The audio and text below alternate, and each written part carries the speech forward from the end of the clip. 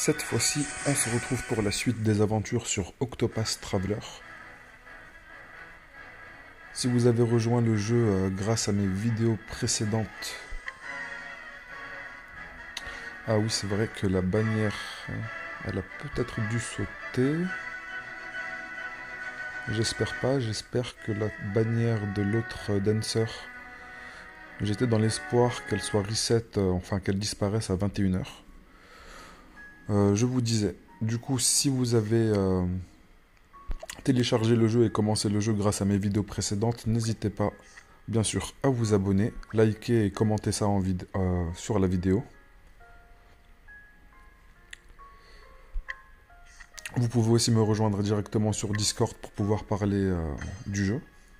Alors là, on a récupéré quelques récompenses d'AFK.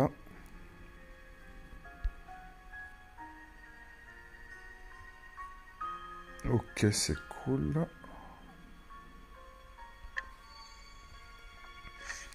Alors j'ai un petit peu avancé dans l'histoire de Nameless Town. Normalement, au niveau des quêtes... C'est où déjà? Ici. Side Story. Là, on a la quête de la collaboration. On va commencer par ça. Avant de reprendre l'histoire par Master of Wells.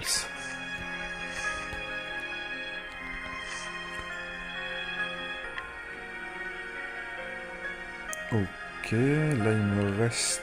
J'ai récupéré l'XP, j'ai pas pensé à récupérer les items, c'est pas très important, je les récupérerai un peu plus tard. Qu'est-ce que nous avons dans le courrier? Dev Team 45, très bien.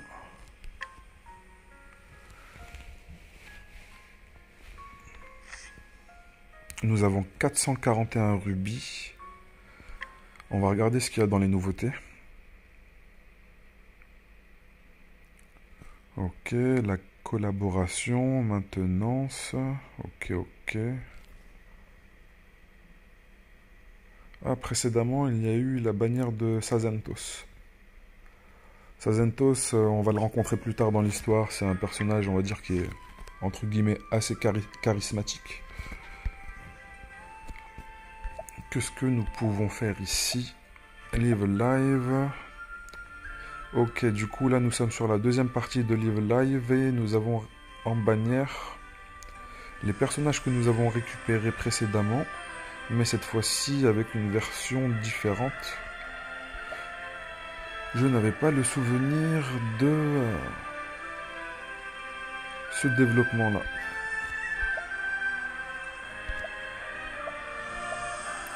Du coup, à force de rerun, en fait, les bannières, ils ont sûrement dû faire des extensions.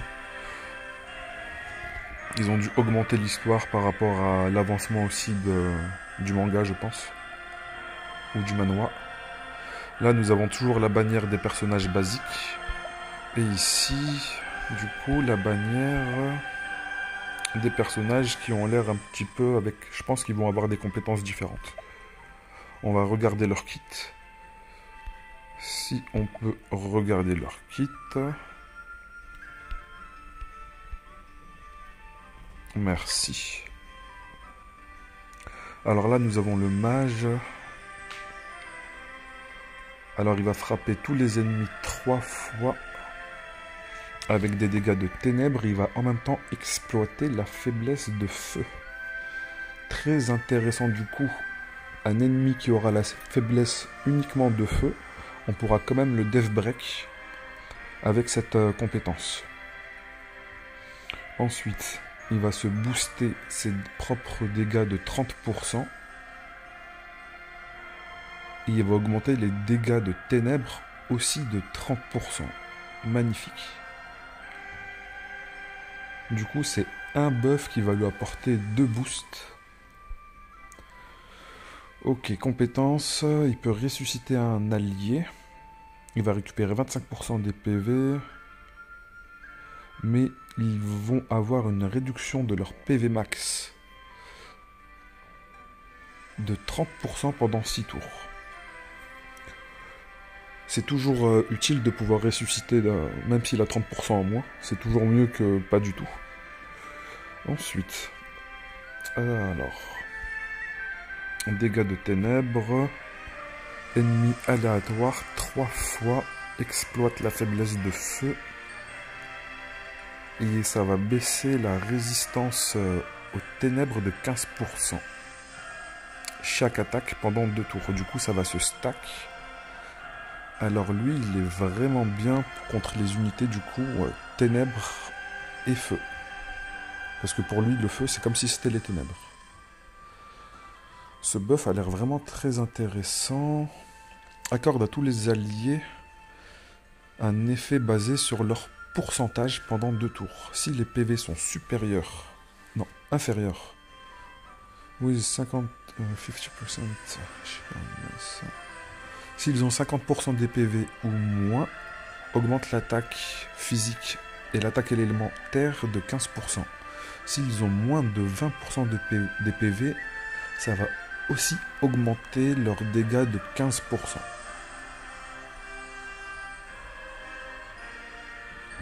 Ensuite, ça va les heal. Ok, en fait, c'est comme un petit peu un apôtre de l'apocalypse.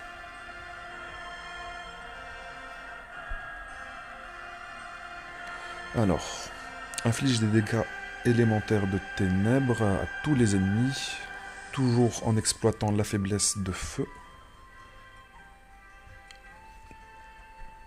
avec une faible chance d'infliger paralysie. Inflige des dégâts de ténèbres à tous les ennemis, non, à un seul ennemi, potency 630. Ça veut dire que là, il va vraiment charcuter le mec. D'ailleurs, on peut le voir, excusez-moi, à son coup de SP 300. C'est-à-dire que le personnage de base, si on le récupère, il va falloir quand même un petit peu l'upgrade juste pour avoir les 300 de SP1. C'est insane. Autant que les dégâts, 630, c'est vraiment insane. Alors, inflige des dégâts élémentaires de ténèbres 3 fois. Puissance 85. Exploite la faiblesse de feu.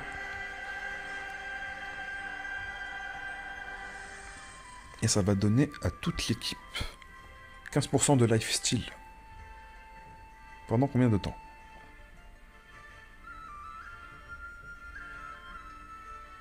Pendant combien de temps? C'est ça la question. Ou peut-être que ça va le faire qu'une seule fois. Ah non, j'ai mal compris. Je pense que tous les alliés récupèrent 15% de ses PV. Enfin, des dégâts infligés. Alors, son dernier spell restaure les PV des alliés. 10% des PV max et ressuscite la cible si elle est tuée. Enfin, si elle est morte. Ça peut être utilisé 3 fois en combat. Du coup, il peut ressusciter avec 2 spells différents, encourager la team et défoncer les unités ténèbres et feu. Alors, si c'est soul point 10%, enfin 10% au plus, à la fin du tour, il va retrouver un BP. Mais il va consommer 5% de ses PV max. Non, il va consommer 5% de ses max SP. Ok. Son passif, déjà, il va restaurer ses propres SP 100% off max. C'est incroyable, ça. Quand on utilise une ultimate. Ok. C'est pas tout le temps. C'est lorsqu'il va utiliser son ultimate, il va récupérer tous ses SP. Résistance, résistance, résistance. Son ultime, il va infliger des dégâts élémentaires à un seul ennemi. Puissance 525. Réduire l'attaque physique, la résistance élémentaire. L'attaque élémentaire, la défense, le crit et la vitesse de 10% pendant 2 tours. Chance moyenne d'infliger poison, saignement, paralysie ou aveuglement. Je pense que lui, il va être très très utile pour l'arène, et globalement dans le jeu partout. Et je pense que dans l'arène, il sera très intéressant. Dans les combats d'arène, oui. On va regarder la deuxième unité. Battle Skill. Physical Sword 2 fois à un seul ennemi. Puissance 90. Et ça va exploiter la faiblesse aussi des ténèbres. Du coup, lui, même si l'unité en face n'a pas de faiblesse à l'épée, il pourra quand même la Death Break. Un seul... alors, Bolt Slash, une seule cible, puissance 170, il va augmenter sa propre attaque de 10%, restaure les PV et les soul points de lui-même, il va se clear aussi de certains debuffs, inflige des dégâts à l'épée à tous les ennemis 2 fois, puissance 80, et bien sûr il va exploiter la faiblesse des ténèbres. Alors il va s'infliger 30% de ses PV max. Et ensuite, il va infliger à un ennemi aléatoire 5 fois, puissance 55. Ce n'est pas si ouf que ça, hein. Ça va nous donner du 275 à peu près. Mais ça va être bien, on va dire, pour lorsque nous avons une seule cible. Et que l'on veut la Death Break. Ça va être très efficace parce qu'on va l'attaquer 5 fois. Alors, il va infliger à toute l'équipe.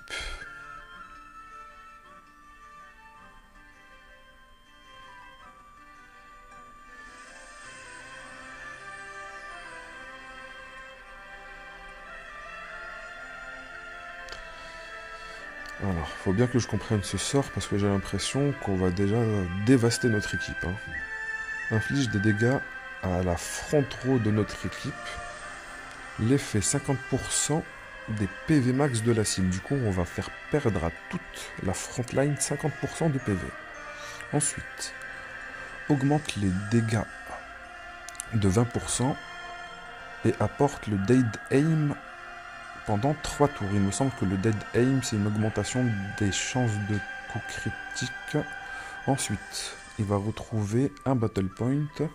Il ne peut pas tuer les alliés avec cette capacité. Inflige des dégâts à un ennemi unique. Faiblesse ténèbres exploitée.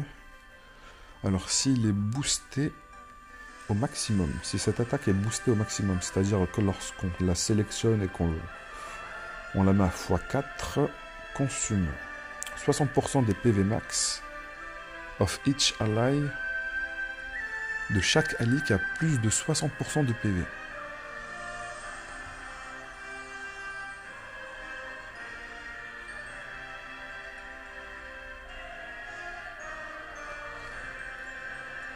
Et le nombre d'attaques va augmenter de 1 pour chaque allié qui a été affecté par cette capacité.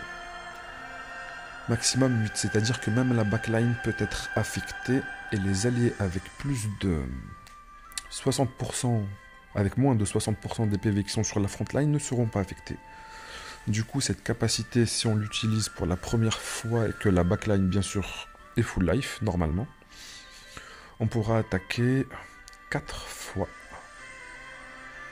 Potency 40, 4 fois bonus plus 1, 5.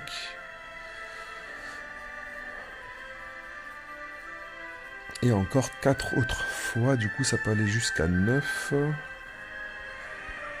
Ok. J'aime pas trop ses capacités à ce personnage. Jill inflige des dégâts physiques à un ennemi 3 fois. 85, exploite la faiblesse des ténèbres. Ça déjà c'est plus intéressant. Parce que Potency 85 multiplié par 3, ça nous fait quand même du 255. Alors, inflige des dégâts à toute la frontline, équivalent à 30% de leur PV max. Ensuite, inflige des dégâts physiques à tous les ennemis 6 fois. Potency 40. Du coup, ça nous fait un total de 240. Ce n'est pas ouf, mais c'est magnifique pour Death Break en AOE. S'il y a une faiblesse ténèbres ou épée, on va Death Break très très facilement. Je pense que ce personnage il va être plus facilement utilisable avec une team où il y a pas mal de support pour pouvoir sustain. Parce que la consommation de PV qu'il va générer est vraiment indécente. Quand un allié est incapacité, il va restaurer ses propres soul points à 100%. Ensuite, il va retrouver 5 battle points. Il va restaurer son ultime à 100%. Augmenter son attaque de 15% et augmenter ses dégâts de 15% pendant 3 tours. Ok, en fait, ce mec-là, il va sacrifier ses alliés pour pouvoir démonter le mec en face. On va regarder son ultime. Inflige des dégâts physiques 4 fois, potency 130. Du coup, ça nous fait du 490.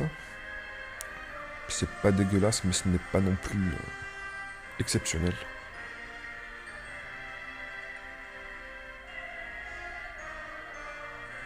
Ok.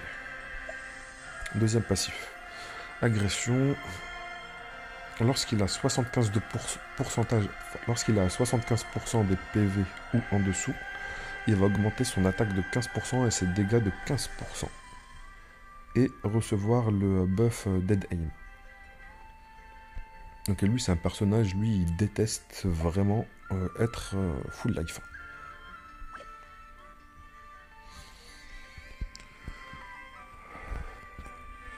Le mage est vraiment indécent. Celui-ci, ce personnage-là, je pense qu'il est... avec son attaque en AOE, je pense qu'il peut être très efficace aussi pour farmer les maps. On va faire une multi. Bien sûr, on va essayer de les récupérer. On va pas se poser la question non plus pendant 150 ans. On a regardé le kit des personnages. Il est infâme. J'espère au moins récupérer une version 4 étoiles.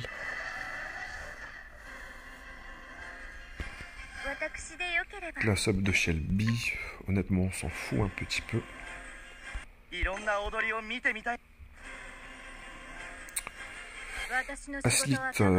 Aslight avec l'accent. De souvenir, elle est efficace contre l'élément glace. Enfin contre la faiblesse glace. Parce qu'elle va pouvoir augmenter les dégâts de glace subis par l'ennemi. Il me semble de 15%. Ou de 5%, et que peut-être c'est stackable.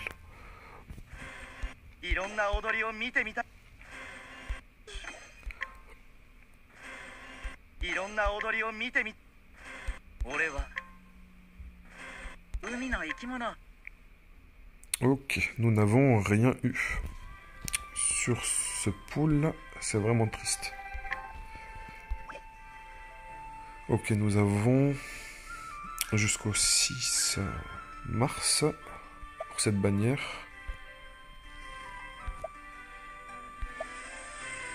Celle-là, nous sommes le 20. Il nous reste une semaine. Et il en reste 2 pour celle-ci. Faudra s'activer au niveau du farm hein, si on veut les récupérer. Et surtout si on veut récupérer au moins 2 Awakening pour avoir le deuxième skill en plus. Parce que le fait d'apporter... le fait d'apporter 4 skills en combat, c'est vraiment game changer, on va dire.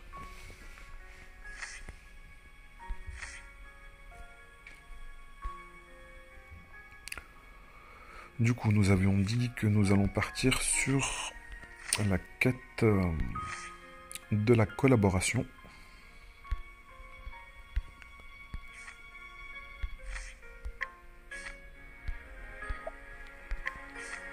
D'ailleurs, si vous avez avancé dans le jeu et que vous n'avez plus de quête par rapport à la Nameless Town, c'est juste qu'il va falloir avancer juste dans les autres chapitres. Et on débloquera au fur et à mesure d'autres éléments. Du coup, on va la mettre en priorité. On va récupérer quelques rubis, ça va nous faire passer à 171. On approchera d'une petite multi.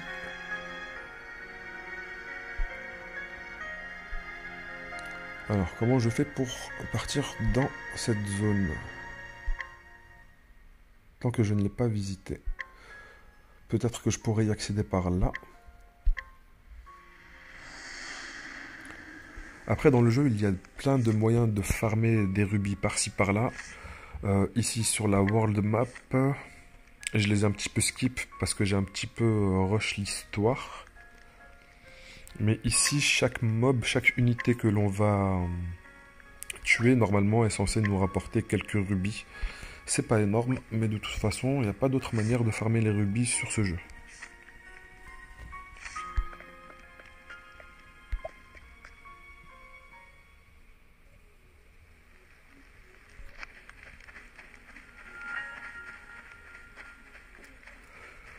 Et en commençant le jeu, si on a le personnage Orstrid de base avec...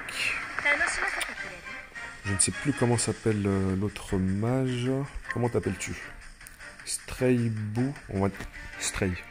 Si on a Stray et sa version entre guillemets démoniaque, juste ces trois personnages là, ils vont carry de ouf. Et quand je vous dis que l'autre, le Orstrid démoniaque, lui, pourrait être pas mal, parce qu'il a une attaque en AOE, et les attaques en AOE, c'est celles que l'on va privilégier si on a envie de rush, ou on a envie de farmer un petit peu les mobs. Je pense pas qu'il soit assez puissant pour les one-shots, dommage. Ok. Et en général, on va chercher à les one-shot très rapidement. Bon, là, ils sont assez faibles. Je pense que j'aurais fait juste booster les auto-attaques. Ça serait passé.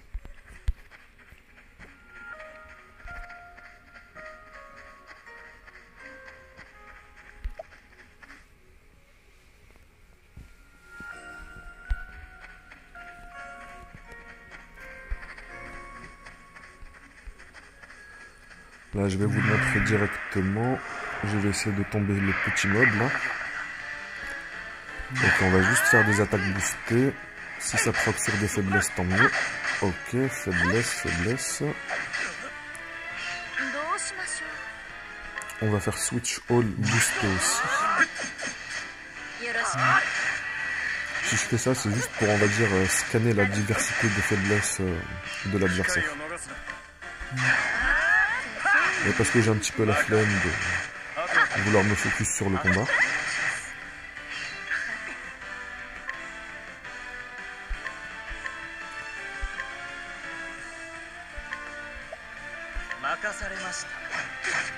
Là, ça devrait suffire pour le break à nouveau.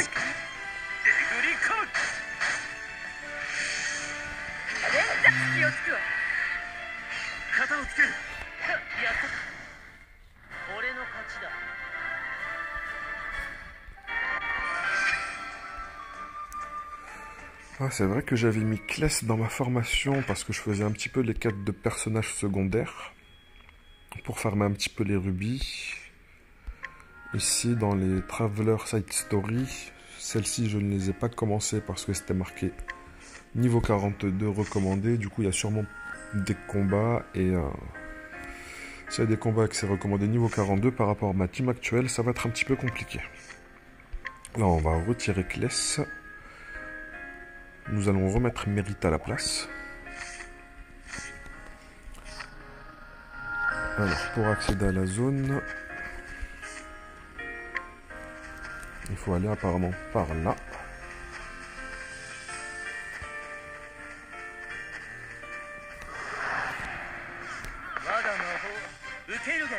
En général, je vous conseillerais de skip les combats, mis à part si vous farmez des ressources. Sauf si les combats sont extrêmement simples comme ici, mais mine de rien, même si c'est simple, ça va vous prendre pas mal de temps.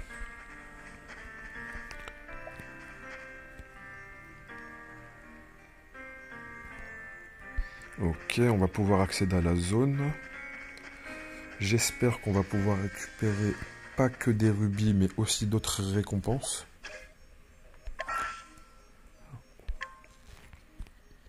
La première va nous garantir 30 rubis, et ensuite, je ne me souviens pas trop.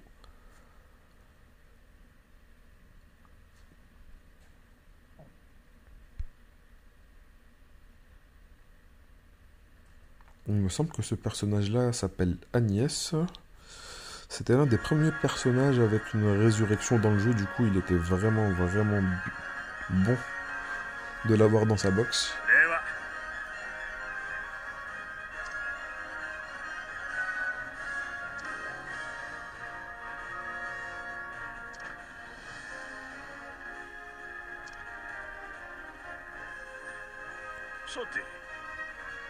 Je me suis pas du tout intéressé au manhwa. Je sais pas si c'est un manga ou un manhwa et je pense que je devrais chercher à jeter un petit œil à cette histoire-là.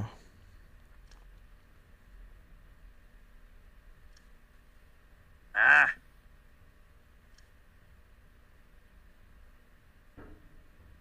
オルステッド、遠慮はなしだ。旧友だからといって。Alors qu'est-ce qu'il y a? Une compétition entre un mage et un guerrier?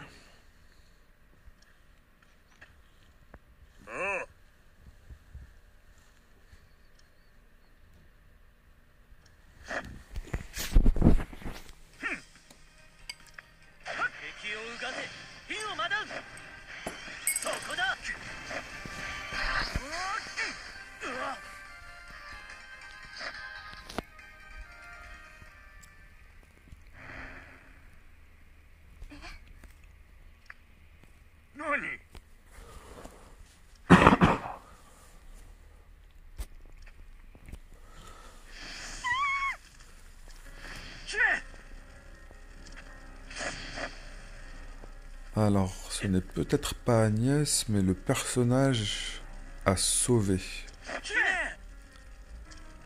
Ah, je confonds peut-être, parce que Agnès, c'est pas un personnage de collaboration, il me semble que c'est un personnage qui est inhérent à l'histoire de Octopath Traveler.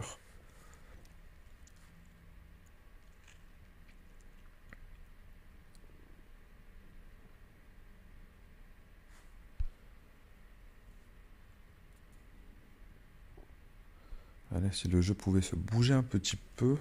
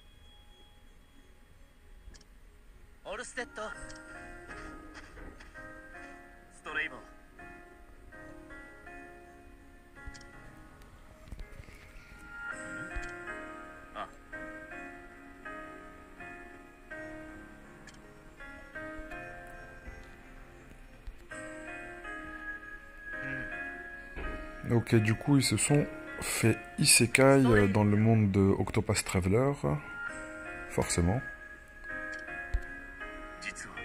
Et forcément, c'est toujours une waifu qui vient récupérer, réveiller celui qui s'est fait isekai. Ça, c'est la règle numéro 1 de tous les isekai. Et de pas mal aussi de jeux actuels.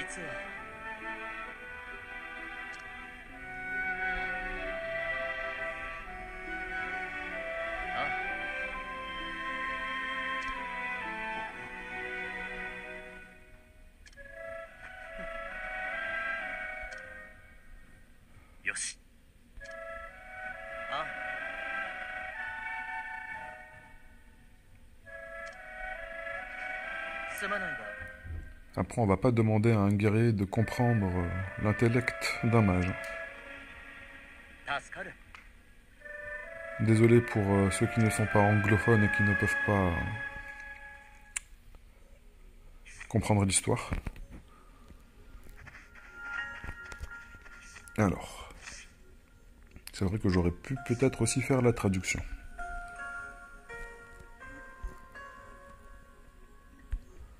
Alors, nous devons partir ici. Ici, c'est la zone la plus proche.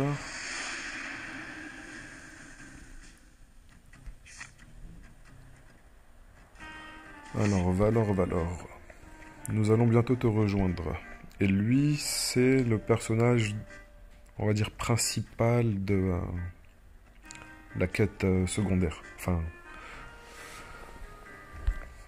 de la quête du chapitre Master of Wells.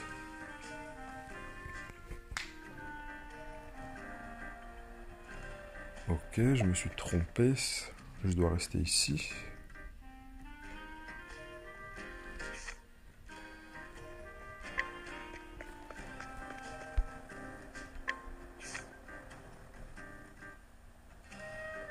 Ok, je n'ai pas pu me téléporter ici, ok. Donc, du coup, il faut faire tout le tour.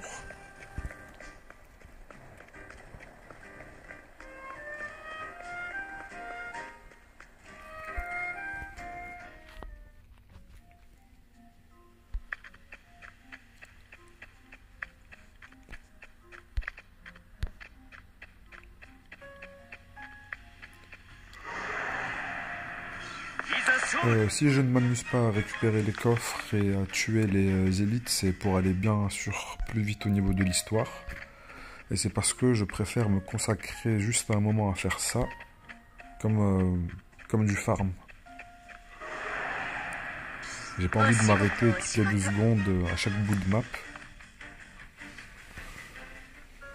Devoir faire des détours, ça va... Déjà que le jeu en lui-même, vu qu'il est narratif, c'est déjà assez lent. Si on rajoute des trajets à gauche à droite de partout.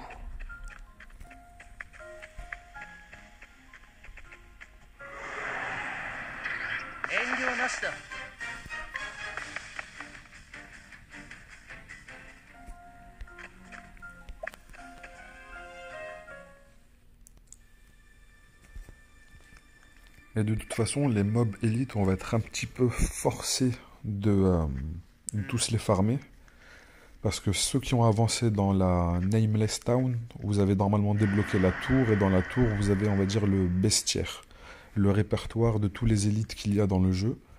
Et plus on les collectionne, mieux c'est pour vous. Et lorsque la collection est complète dans certaines zones, vous allez pouvoir faire pop un boss en particulier. Un boss bonus. Je vais me taire un petit peu. On va s'occuper un petit peu de l'histoire. Allons-y.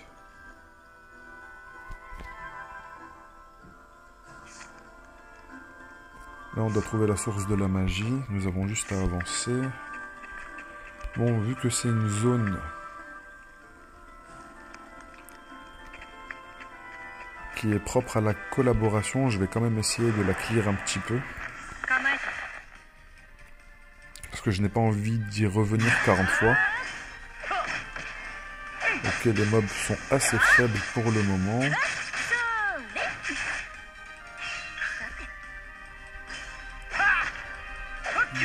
J'aurais peut-être dû passer à l'auberge pour récupérer un petit peu mes PV et mon mana ou les soul points. On va dire mana, ça va être plus simple.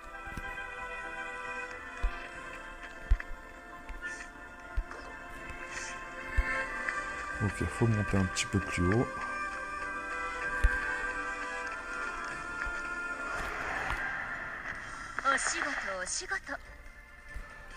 Alors, ce qu'on va faire, c'est qu'on va les faire passer sur la ligne arrière.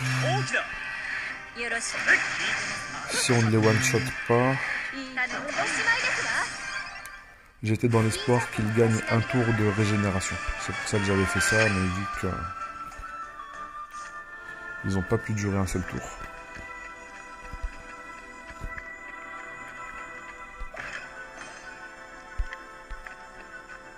Les récompenses des coffres ne sont vraiment pas ouf en général.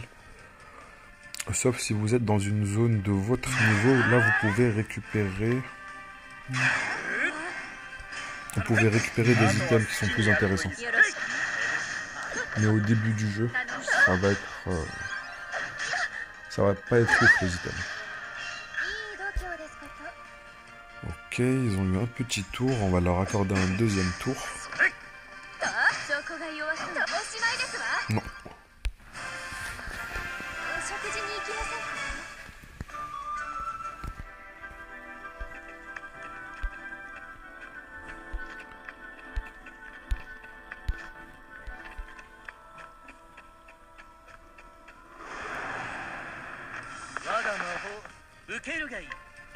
Bon, s'il y a un mob important, s'il y a un boss, normalement il devrait quand même y avoir une flamme bleue de régénération.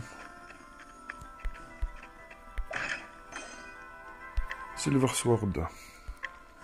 Je viens de dire que c'est pas ouf les items, mais je pense que ça va être utile pour Orstid.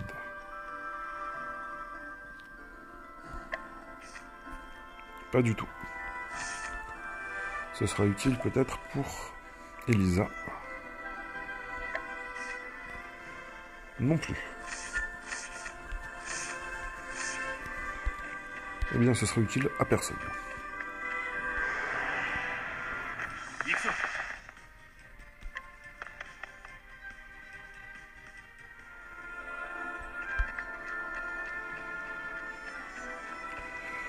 Il y a un mob élite en bas. Je n'ai pas trouvé son accès. Peut-être que c'est à partir du côté gauche et moi j'insiste un petit peu trop sur le côté droit de la map.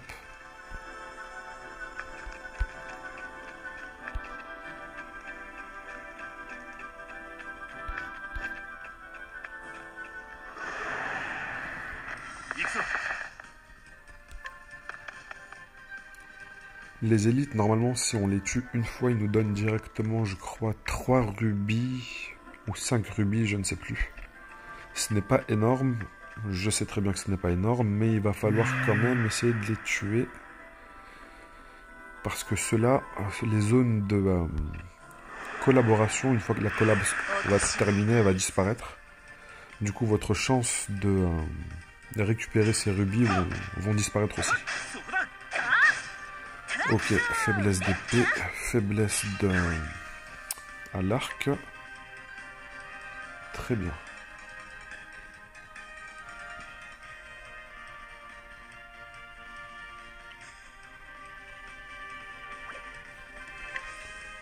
On va le mettre derrière, histoire qu'il récupère quand même un petit peu de mana.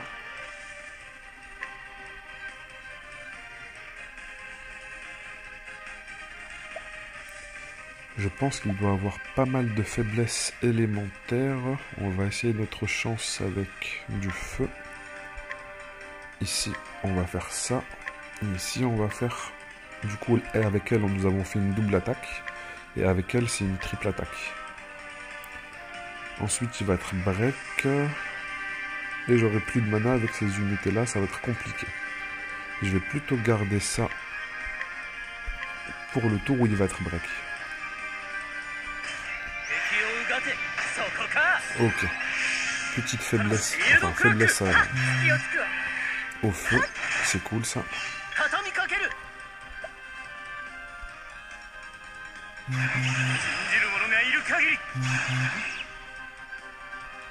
Là, vous pouvez voir que lorsque le boosté potency, ça augmente. Et là, nous sommes à 350. Du coup, bien sûr, c'est plus rentable de faire ça.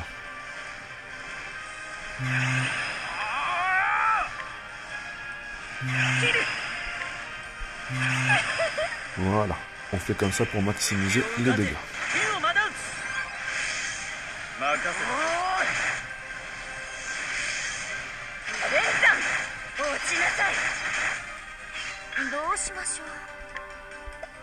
On va le remettre à l'arrière, shield break.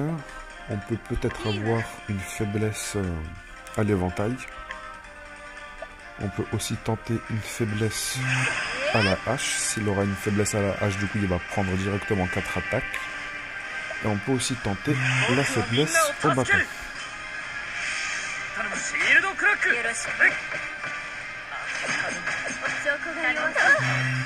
Parfait.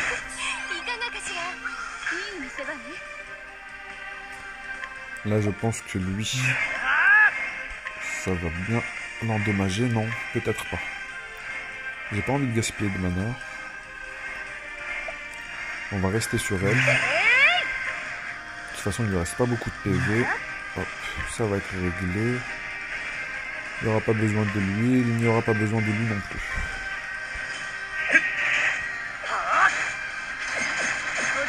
Je me suis peut-être un petit peu trop avancé.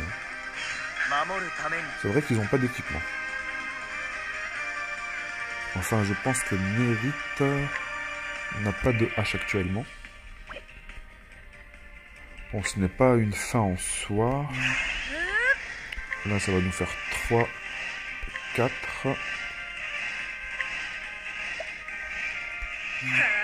5 et 6. Prochain tour, il est de Y.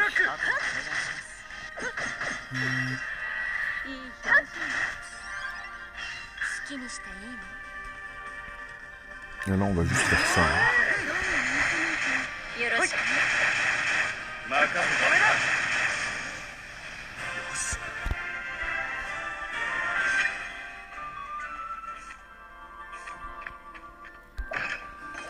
Si vous avez une team qui est bien organisée autour des faiblesses de l'ennemi, vous pourrez battre des ennemis qui sont censés ne pas pouvoir tomber.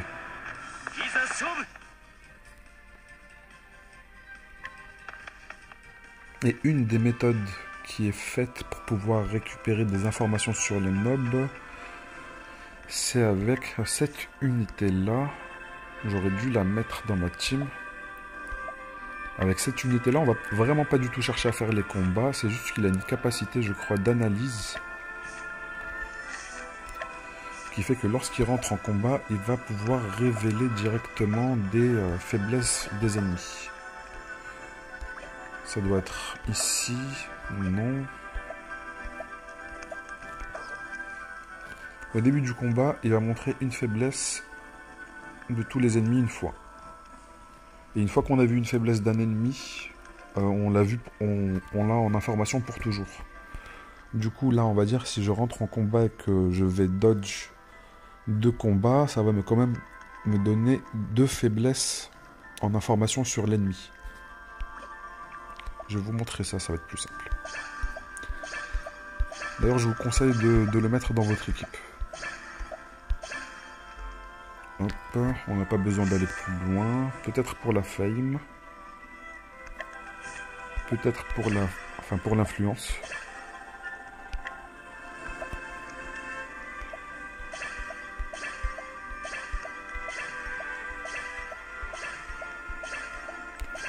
Récupérer l'influence de cette manière-là est un moyen de farmer des rubis. Parce qu'avec l'influence récupérée, on augmente leur palier. Et en augmentant leur palier, on récupère 30 rubis à chaque fois. C'est pour ça que je vous dis que les unités 4 étoiles sont très facilement utilisables. Vu qu'on va récupérer pas mal de doublons, on peut les augmenter. Alors ça, c'était pas possible à la sortie du jeu. On n'avait pas accès à cette option-là sur les 4 étoiles. C'était réservé aux 5 étoiles. Du coup, même les personnages 4 étoiles, là, ils vont power creep les personnages qui sont 5 étoiles. Vu qu'on va pouvoir les monter plus facilement. Du coup, il y aura un petit moment où je vais devoir me focus un petit peu sur les 4 étoiles de ma box pour réajuster ma team. Parce qu'ils vont avoir beaucoup plus de flexibilité. Ils vont récupérer 30% de statistiques, battle skill slot, 50% d'HP en plus. C'est vraiment énorme. Pour les combats contre les boss, le fait d'avoir 50% de PV en plus, c'est comme si vous passez du mode difficile au mode facile.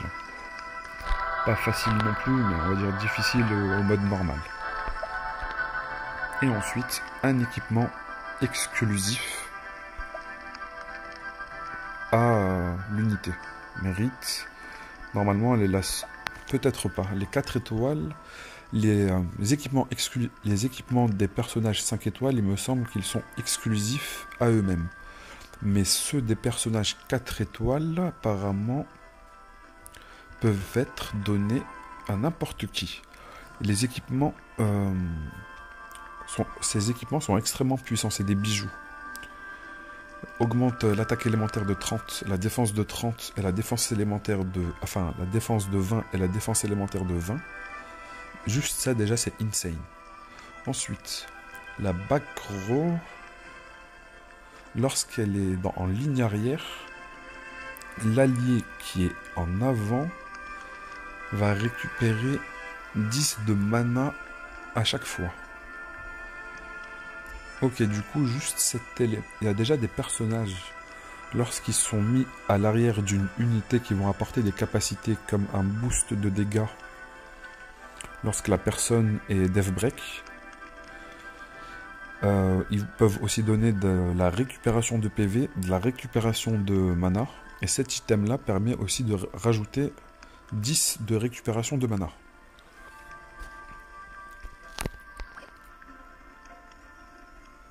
Très intéressant. Ok, le jeu c'est vraiment bien développé. Il faut que je prête plus attention à ce détail-là.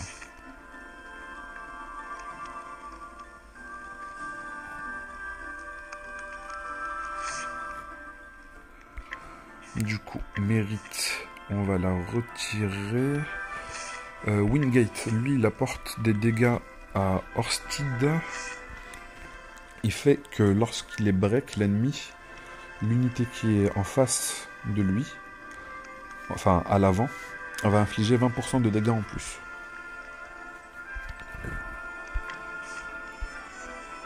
Où es-tu, Pérédir? Confirmé.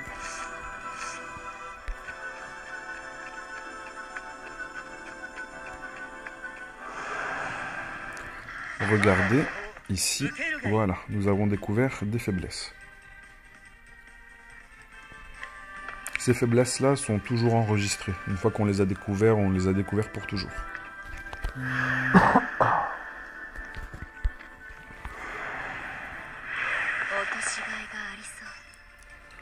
Ok, du coup, là, nous savons directement qu'il a une faiblesse au vent. Nous allons pouvoir en profiter. Et pour le reste, ça va être... Elle va faire une attaque de lumière. Celle qui coûte le moins de mana. Parce que là, je cherche juste à prendre de l'information. Hop. Pas de faiblesse au livre. Pas de faiblesse à la lumière. Du coup, là, on peut continuer juste avec ça. Ici, avec ça. Il n'a pas énormément de PV, du coup, je vais pas trop me casser la tête. Peut-être qu'il aura une faiblesse au bâton. Et peut-être qu'il aura une faiblesse à désavantage. Parfait.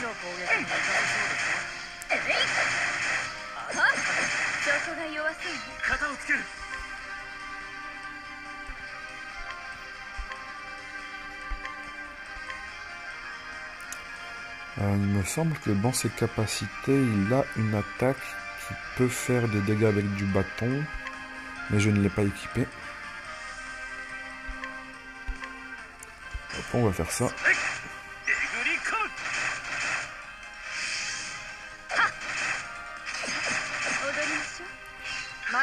Ok, il manque pas grand chose. Ce qu'on va faire, ça va être juste une attaque basique. Ça va suffire.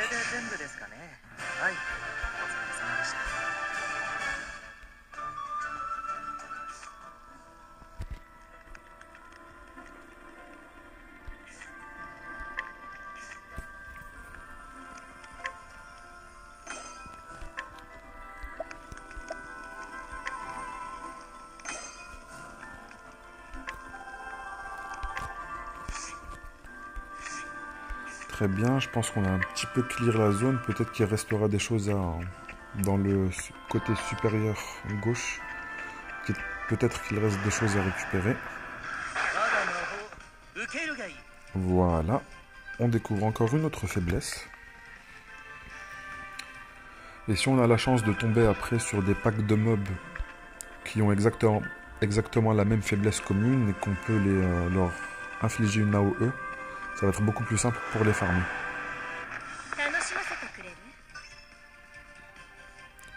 Comme là on peut voir qu'ils ont tous une faiblesse à la dague. Si on a un personnage qui peut faire une AOE de dégâts avec la dague et qui peut les one-shot, c'est à ce moment-là que c'est agréable de pouvoir farmer dans le jeu.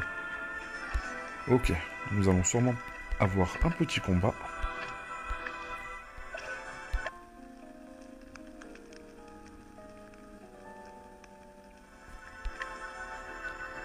Je pense qu'après ce combat-là, je vais m'arrêter. Ça va être la partie 1.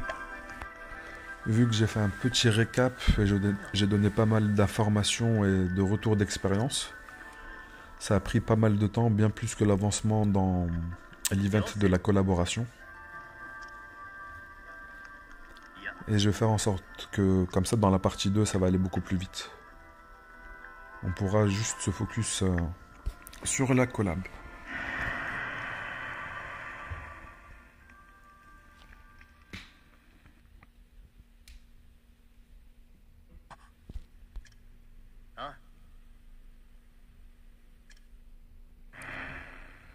Ok, ça ressemble au souterrain de l'arène, ça. Il me semble que l'arène, on la débloque avec justement le chapitre Master of Wells. C'est pour ça que je voulais justement faire Master of Wells juste après la collab.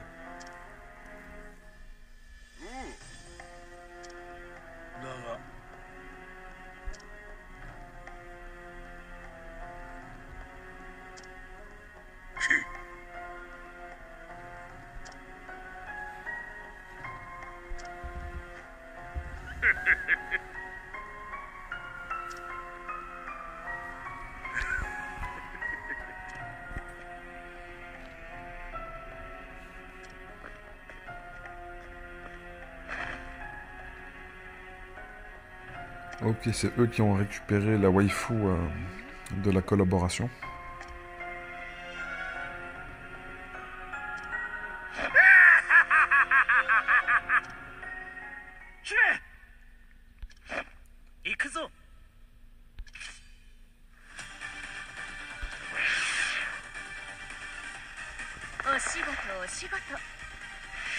Alors, faiblesse au bâton.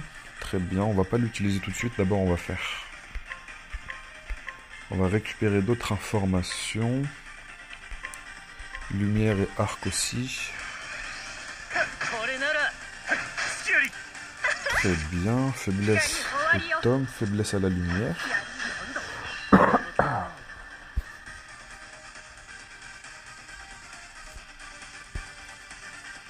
Qu'est-ce qu'il va faire dans 2 tours? Je ne sais pas qu'est-ce qu'il va faire.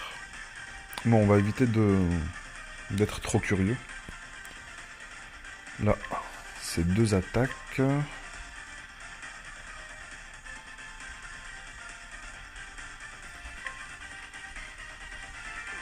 on va en faire 3. Ça nous fait 5 ici. On passe à 8.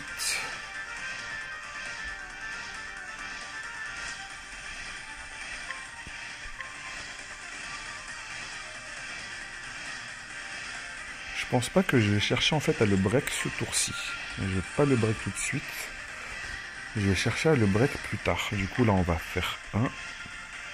On va rester à 1 ici. On va faire 3 auto-attaques ici. Ok, ça nous fait 5. Non, ça nous fait 4. Et maintenant, ça va nous faire combien? 5, 6.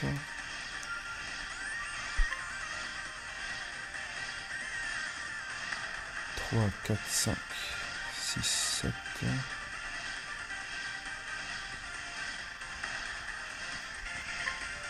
Faut que je monte à 9. Faut qu'il lui reste un seul point en fait.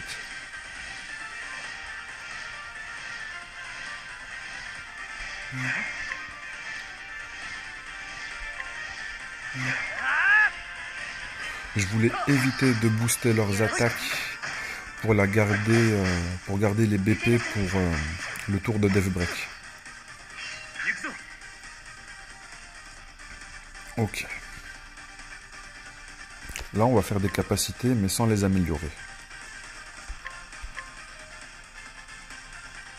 Est-ce qu'on va faire une attaque avec un livre?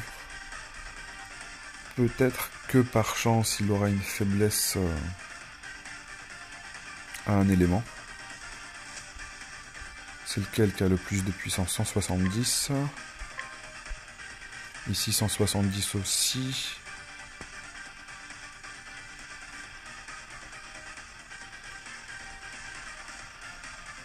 Ok, il a une capacité en plus, ce sort, c'est que lorsqu'il a un certain nombre de points magiques, ça part sur une AOE. Et là, lorsqu'il a 3 points en plus, ça part sur un doublement de la compétence. Et le follow-up ne consomme pas de ressources.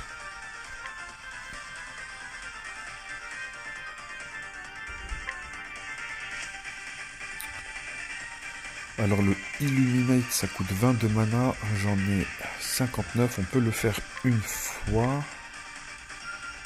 Là, je peux le maxer normalement. Du coup, on va mettre un boost. Parce que non, on va éviter. On va mettre juste la version de base. Et si on n'a pas le choix, on va faire ça comme ça. Dommage qu'il soit pas sensible. Dommage, dommage. Maintenant, il est break.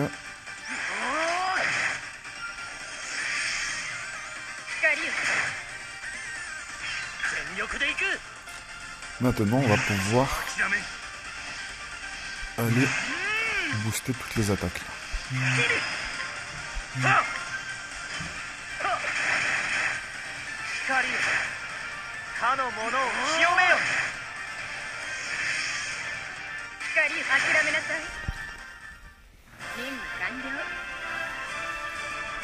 Il y a même des boss qui sont, si on a vraiment une bonne rotation au niveau du break, même des boss qui sont, on va dire, plus puissants, on peut les gérer.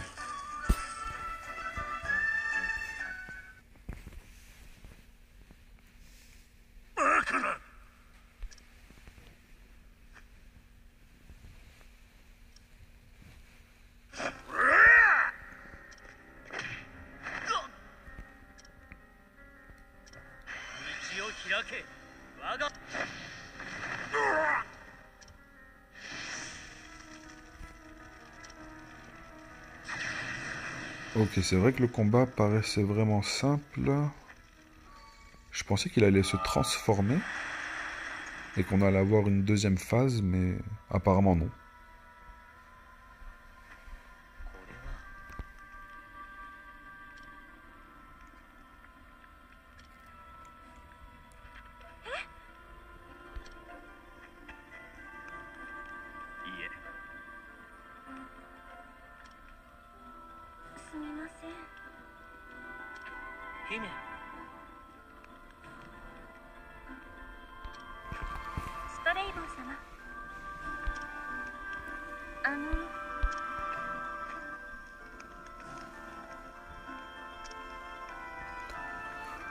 Mais apparemment, ils ont décidé que Elisa allait être notre émissaire. Du coup, je ne sais pas, ceux qui n'ont pas le personnage dans leur box, est-ce que c'est Elisa aussi qui apparaît?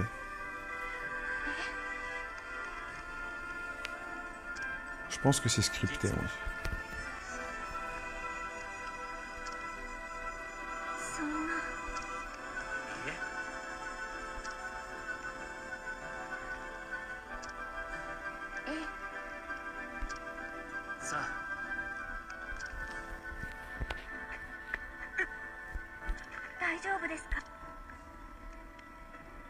Ok, il fait vraiment comme si rien ne s'était passé,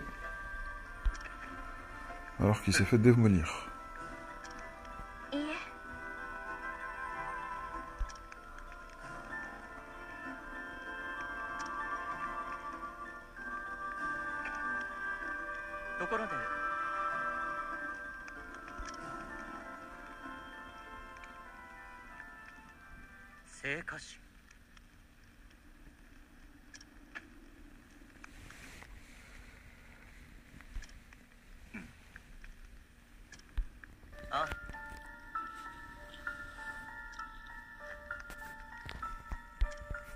だが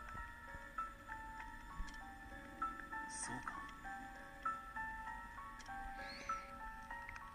いや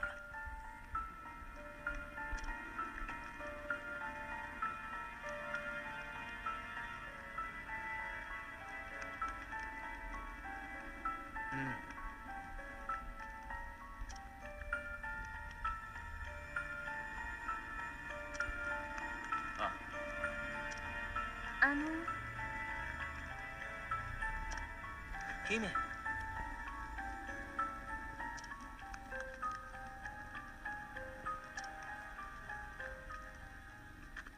オルステッド様。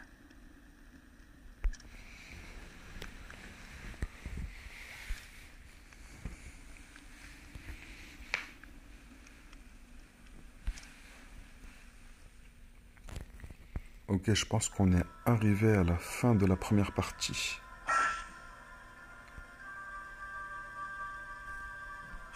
Ok, là ils sont en train de nous introduire les chasses. Et les chasses, c'est quelque chose que l'on peut faire de manière quotidienne, qui vont nous donner des ressources en XP et pas mal d'items pour upgrade les unités. De souvenirs aussi, ça rapporte aussi des équipements.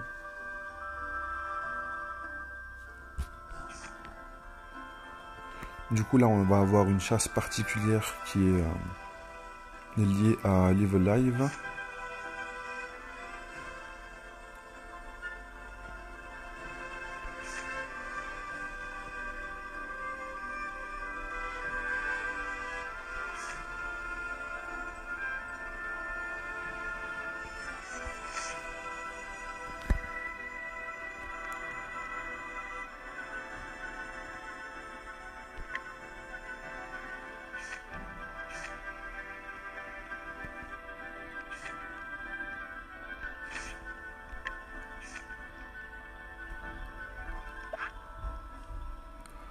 Mais le problème, c'est que je n'ai pas encore débloqué les hunts. La chasse, les chasses, on les débloque en avançant un peu plus dans l'histoire. Je ne sais plus si c'est une fois qu'on a clear les trois premiers chapitres. Ou est-ce que c'est avant? Je ne sais plus. Qu'est-ce qu'il y a dans le shop en plus? Special shop, ok. C'est pas important. Ce qui va être plus important, ça va être la quête.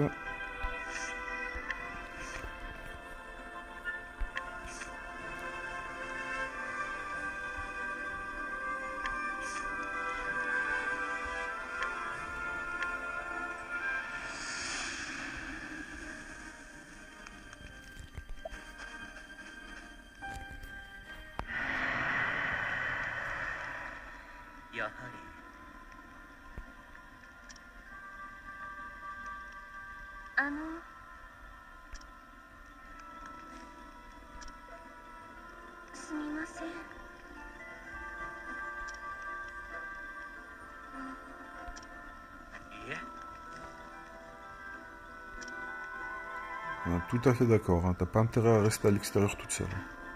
Quelle idée. Tu restes bien derrière et en visuel.